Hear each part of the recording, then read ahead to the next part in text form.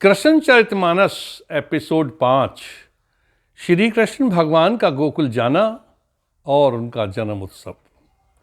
मंगल मूर्ति कृष्ण मुरारी, सकल त्रास के मेटनहारी। बरनौ कृष्ण चरित में गाथा, धरे पुनि पुनि हरि चरणन माथा।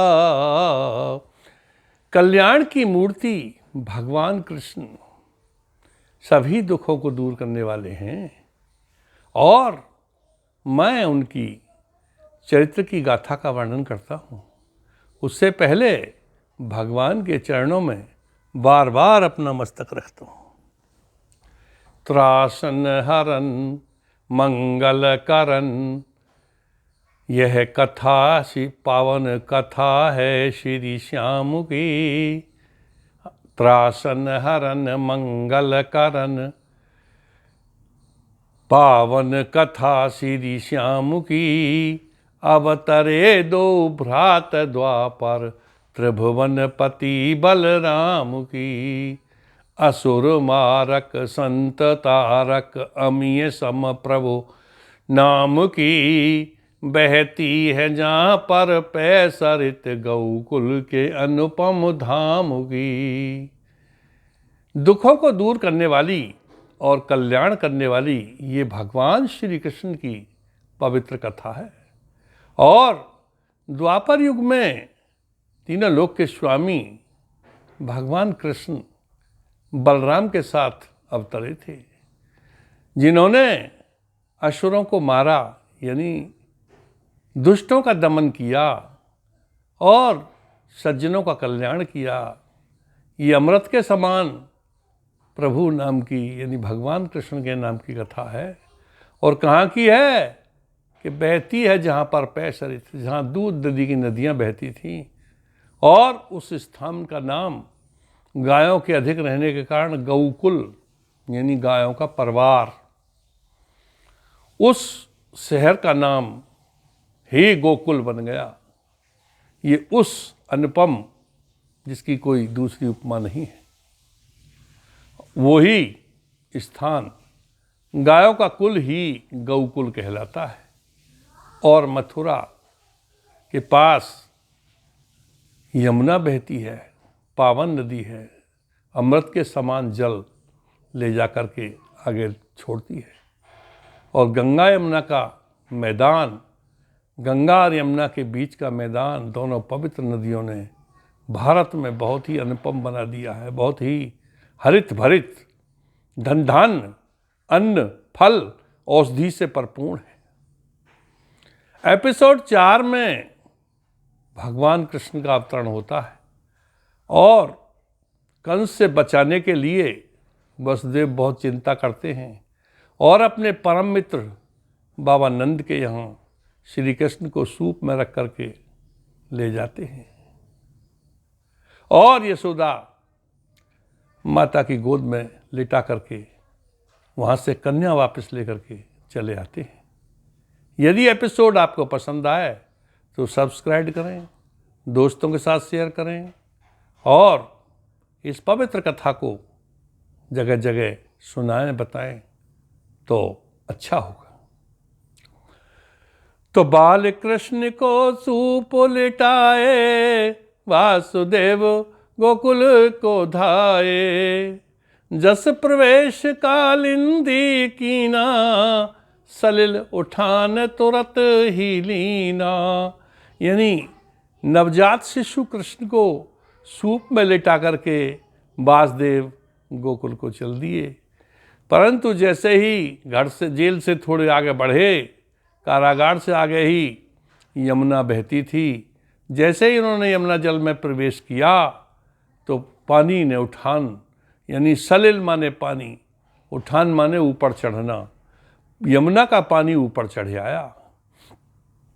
क्यों चढ़ आया कि दामिनी दमक दमक दामिन दमक दमक प्रभु स्वागत, उमड़े मेघमाल अभ्यागत।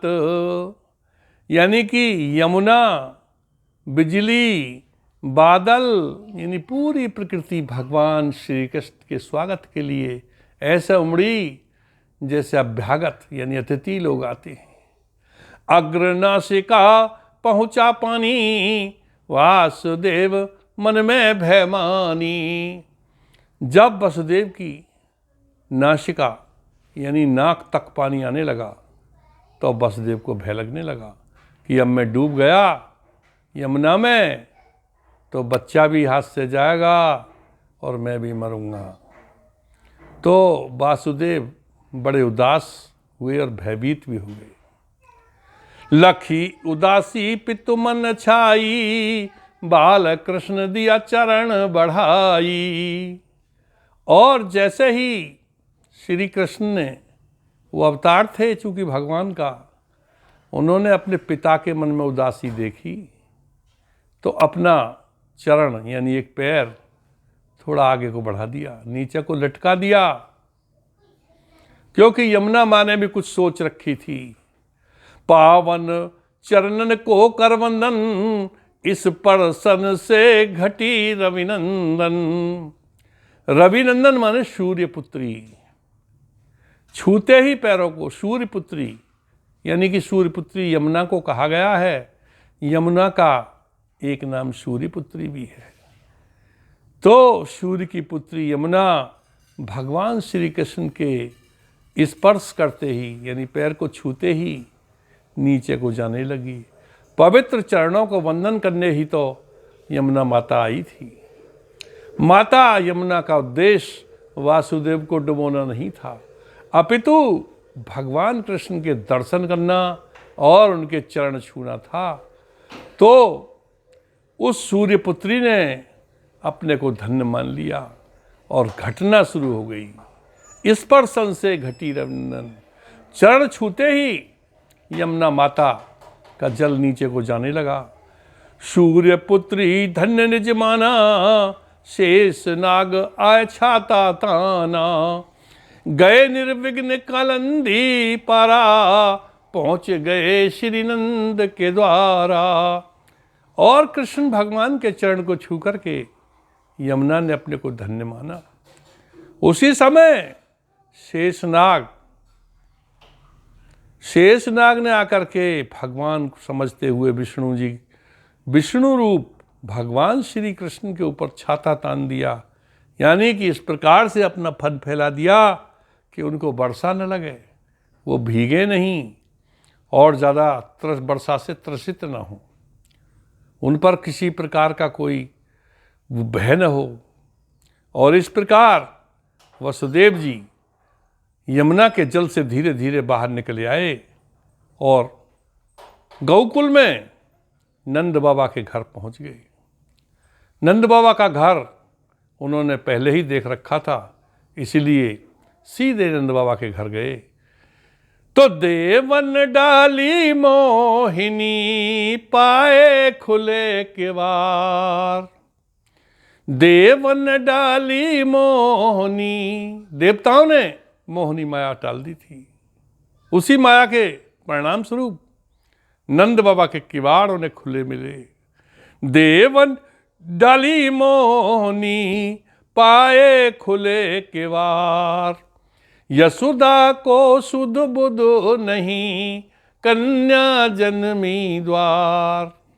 और प्रभु कृपा से यशोदा के पुत्री जन्म हो गया था।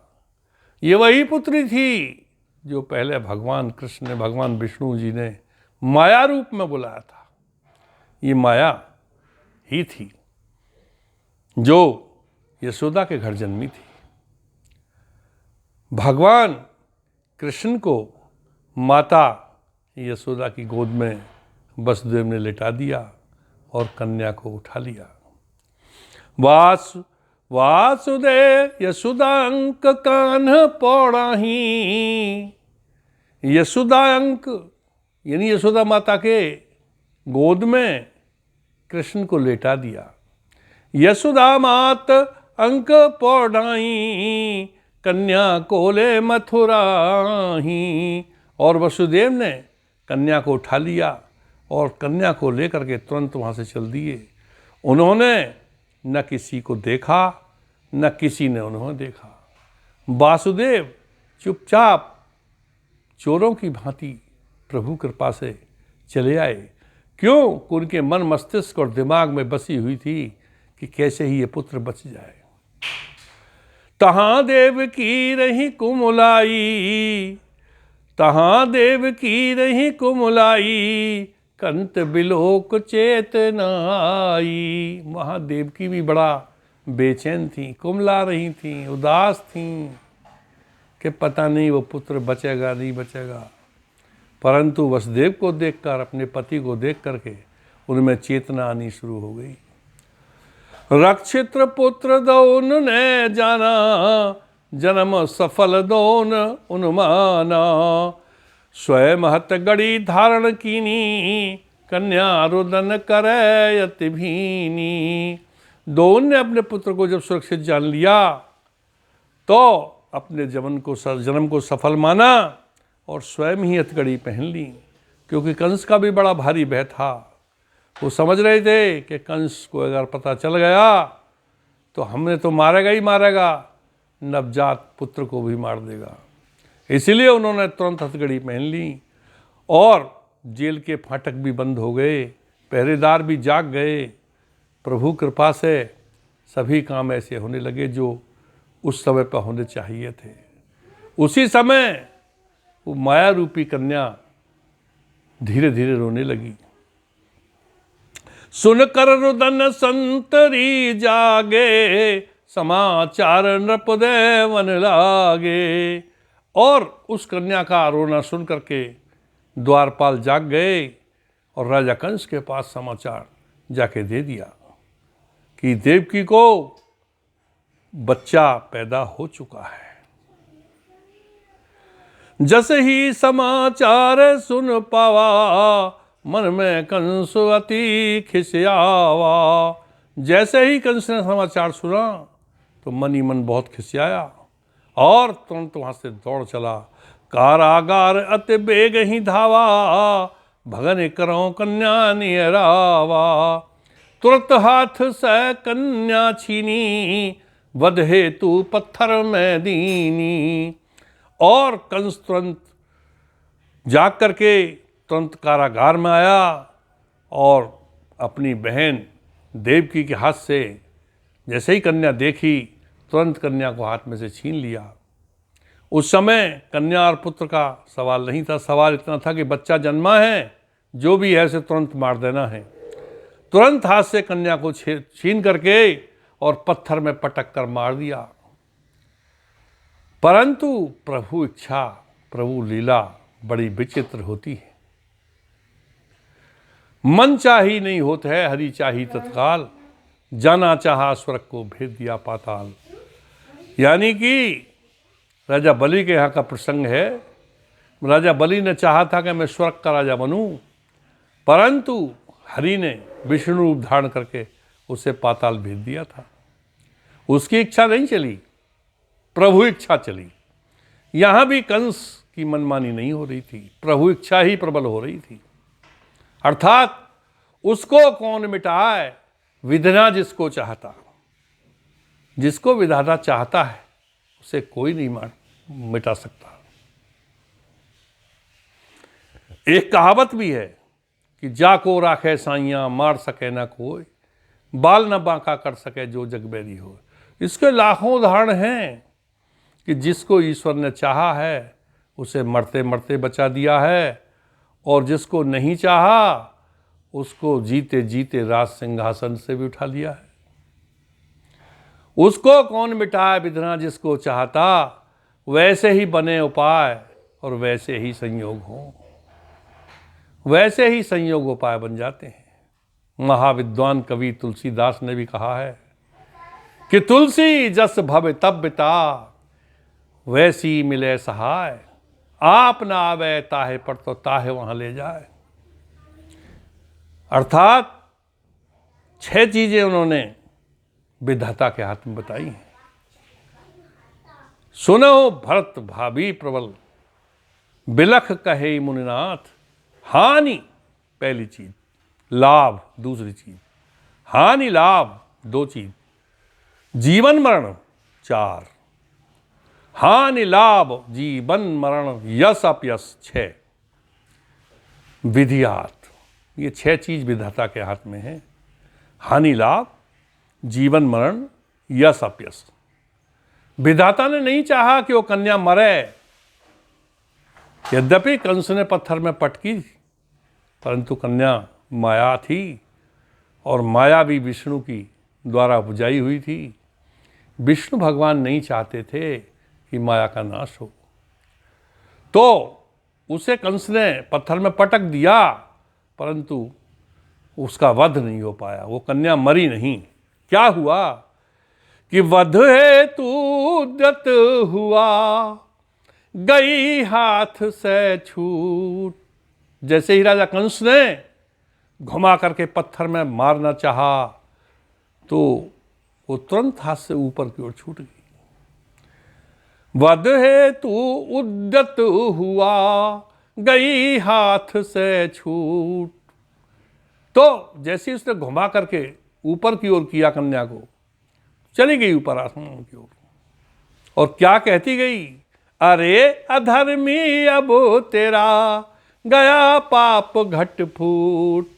हे पापी, अब तेरा पाप का घड़ा भर गया और फूटने वाला है। ये वही माया थी जो भगवान विष्णु उपजाई थी। विष्णु भगवान उसे नहीं चाहते थे कि ये खत्म हो, इसलिए वो माया आसमान में उड़ गई और कंस देखता का देखता रह गया।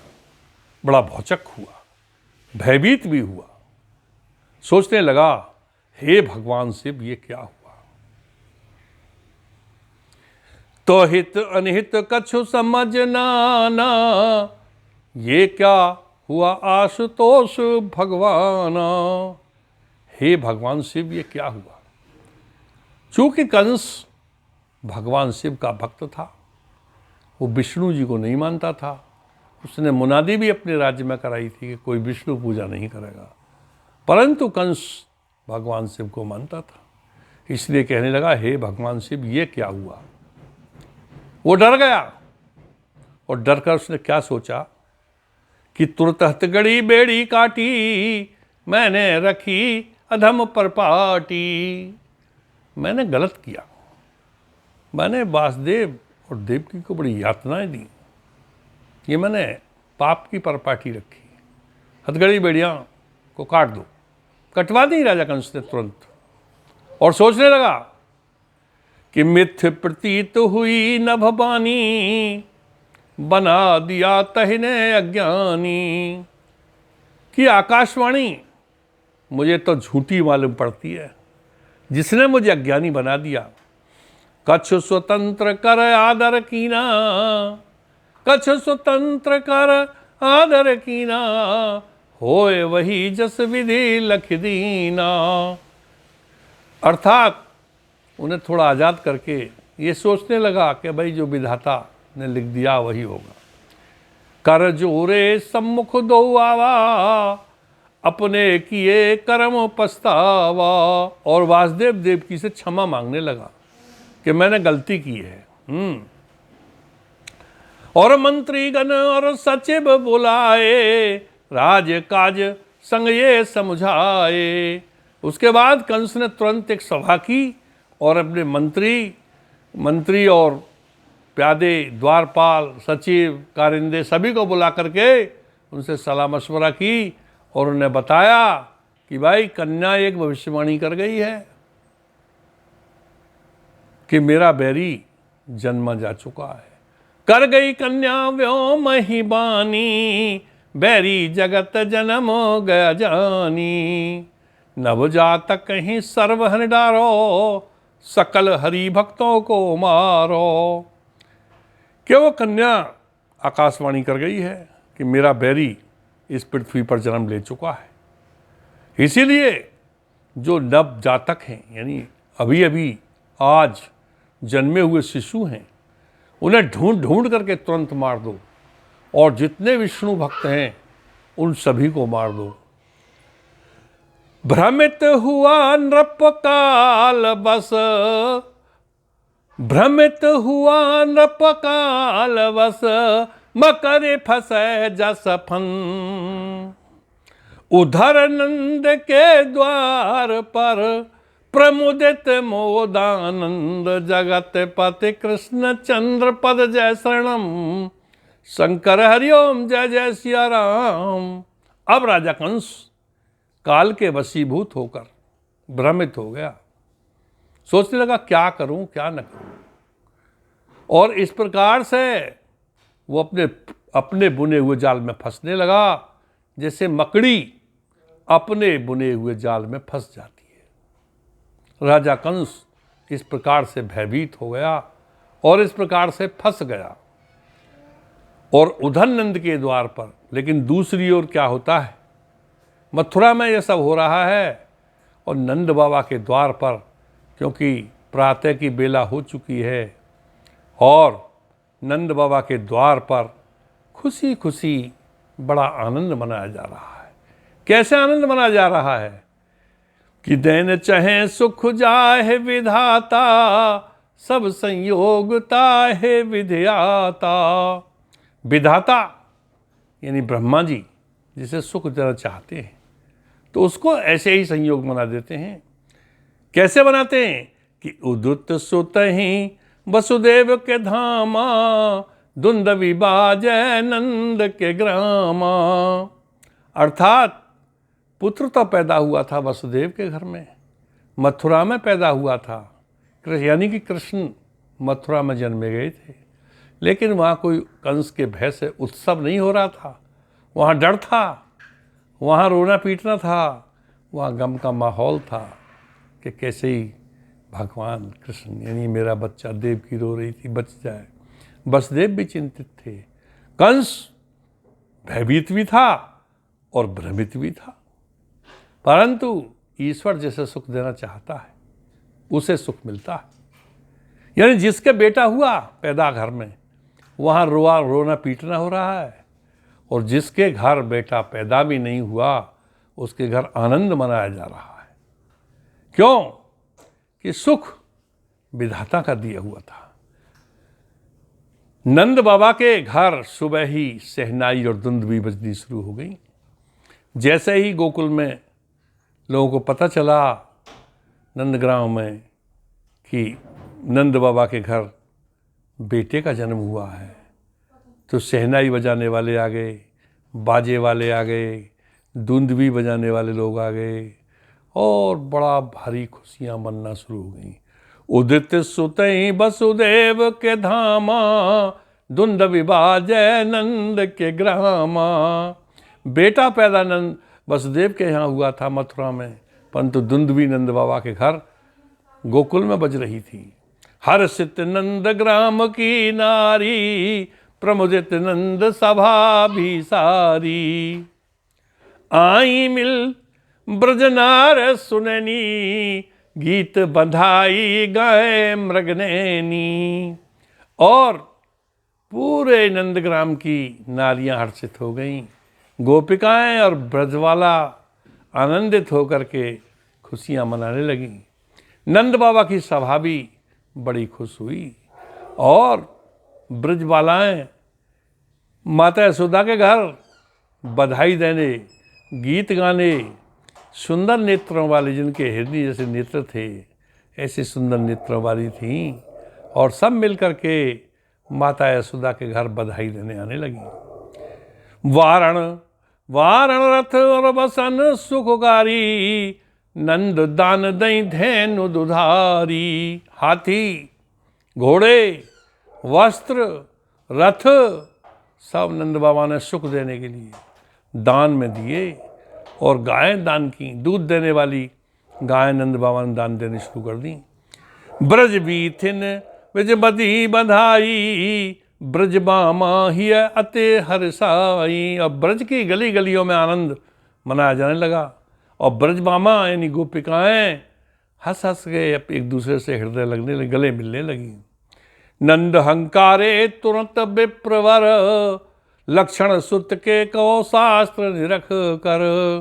तो नंद बाबा ने तुरंत ब्राह्मणों को बुलाया और कहा कि भाई शास्त्रों में देख करके इस पुत्र के लक्षण बताओ, क्या नाम होगा, कैसी घड़ी में पैदा हुआ है, कैसा क्या होगा, सब कुछ हमें शास्त्र से वेद से बताओ।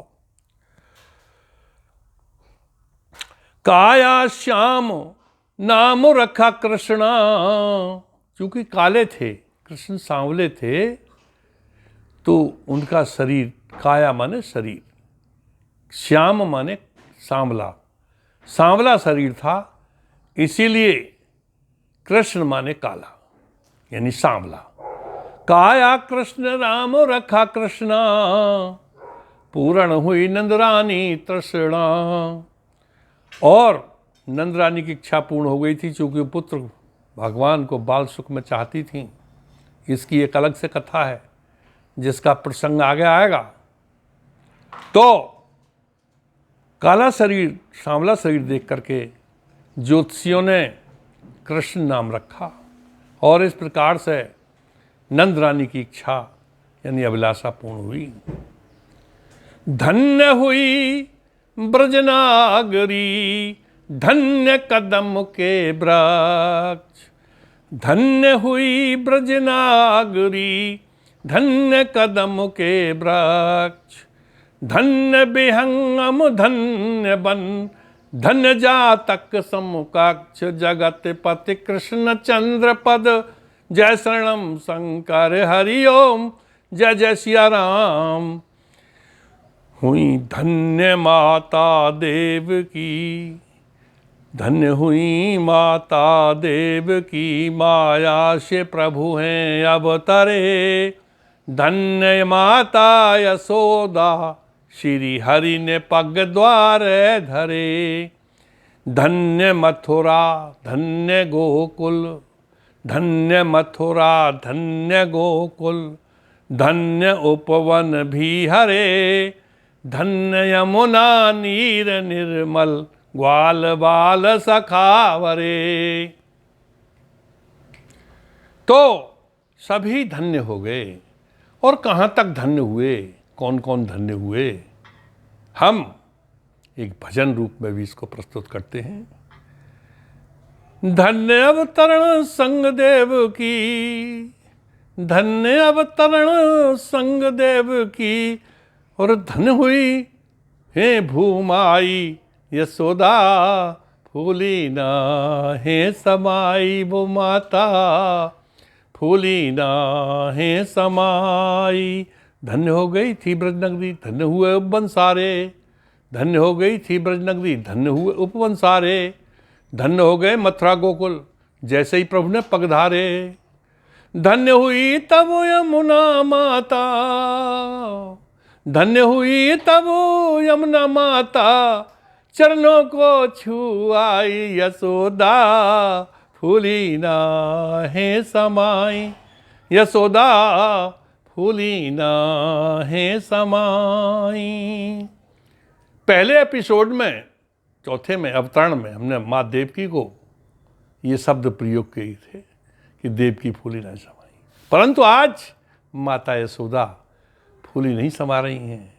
पुत्र रूप में भगवान विष्णु का बाल सुख, जो उन्होंने बहुत तप करके अदिति कश्यप रूप में तप करके प्राप्त किया था, आज भगवान उनकी कोख में हैं, इसलिए यशोदा बहुत ही प्रसन्न है। और ब्रह्मा विष्णु से भी धन्य हुए, ब्रह्मा विष्णु से भी धन्य हुए, विष्णु रूप ने हारा जाओ। ब्रह्मा शिव भी धन्य हो गए, विष्णु रूप ने हारा जाओ। ब्रह्मा जी और शिव जी भी धन्य हो गए। क्यों? कि उन्होंने विष्णु जी के रूप को आज कृष्ण रूप में देखा, दूसरे रूप में देखा, इसलिए बड़े ही प्रसन्न हुए। ये त्रिदेव की जोड़ी है, ब्रह्मा विष्णु महेश, जनरेट ऑपरेट डेस्ट्रो। एक पैदा करने वाले हैं, एक पालने वाले हैं, एक संहार के स्वामी हैं। ब्रह्मा से भी धन्य हो गए, विष्णु रूप ने हारा जाओ। धन्य गौ और धन्य ही सुरगण, धन्य गऊ और धन्य सुरगण, धन्य हुए सुर पृथ्वी तब। यानी गाय माता भी धन्य हुई, देवगण भी धन्य हुए और देवताओं के राजा इंद्र भी धन्य हो गए। और धन्य ऋचाए ले दिव्य प्रकाशा, धन्य ऋचाए ले दिव्य प्रकाशा, धन्य ही ज्योत जलाई यशोदा, फूली ना है समाई वो माता, फूली ना है समाई।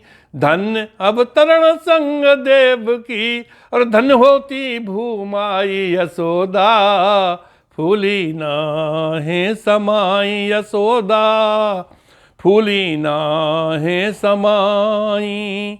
धन्य हो गई थी ब्रजबाला, यानी जो ऋचाएं थीं, गोपिका बनी थीं, वो धन्य हो गई।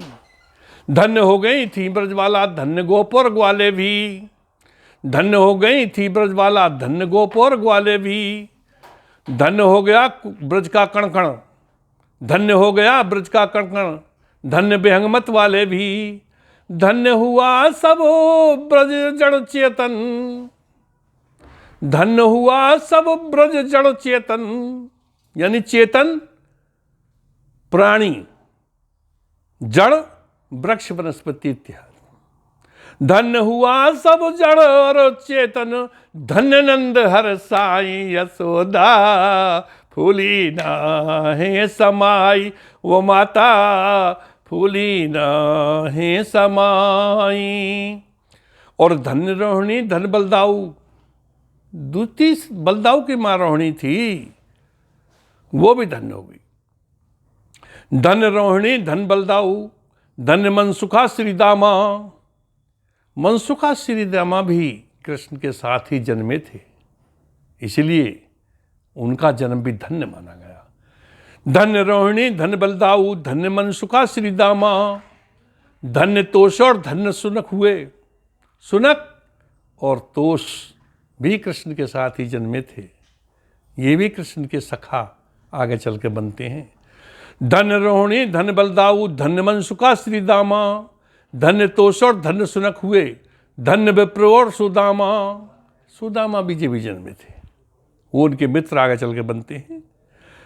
धन्य रोहिणी धन्य बलदाऊ, धन्य मनसुखा श्रीदामा, धन्य तोष और धन्य सुनक हुए। धन्य विप्र हुए सुदामा, धन्य हुए राजेंद्र हरस कर। हमें भी बड़ी खुशी हुई कि भगवान का जन्म हुआ, हम कविता लिख रहे हैं परम खुशी के साथ। धन्य हुए राजेंद्र हरस कर, मुरली मधुर बजाई वो माता, फूली ना है समाई यशोदा, फूली ना है समाई। धन्य अवतरण संग देव की, और धन्य हुई भूमाई यशोदा, फूली ना है समाई यशोदा, फूली ना है समाई। तो राधा कृष्ण चरित अति पावन, मंगल में अतिशय मन भावन। जह मन होए, जह मन होए अटल विश्वासा, तह निश्चय ईश्वर का वासा। श्रद्धा भक्ति, श्रद्धा भक्ति भाव के कारण, पत्थर ले देवत्व ही धारण। बोलो कृष्णचंद्र भगवान की जय।